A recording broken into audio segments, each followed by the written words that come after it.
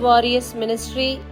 இன்றைய வாக்குத்தத்தம் ஏசாயா அதிகாரம் 54 இறைவார்த்தை 5.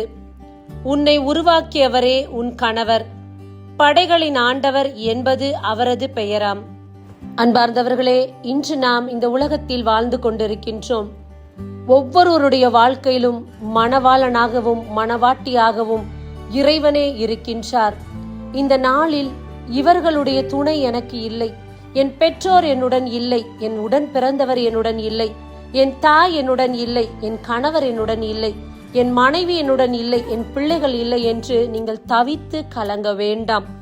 ஆண்டவர் கூறுகின்றார், எந்தெந்த இடத்தில் யாரெல்லாம் இல்லை என்று இந்த நாளில் வருத்தப்பட்டு கொண்டிருக்கின்றீர்களோ அந்த இடத்தில் தேவன் இருந்து செயல்படுவேன் என்று வாக்கு கொடுக்கின்றார்.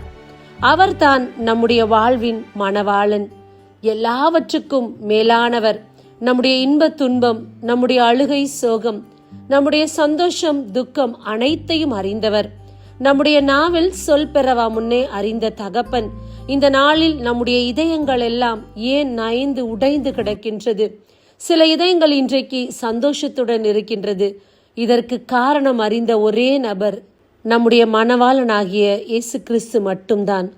இறைவனை நம்முடைய வாழ்வின் மணவாளனாய் கொண்டிருப்போம். அவர் சகலத்தையும் பார்த்து கொள்வார். துக்கமோ சந்தோஷமோ அவர் வழி நடத்துவார். அவரை மட்டும் நம்பி தொடர்ந்து பயணிப்போம். ஆமேன். God bless you.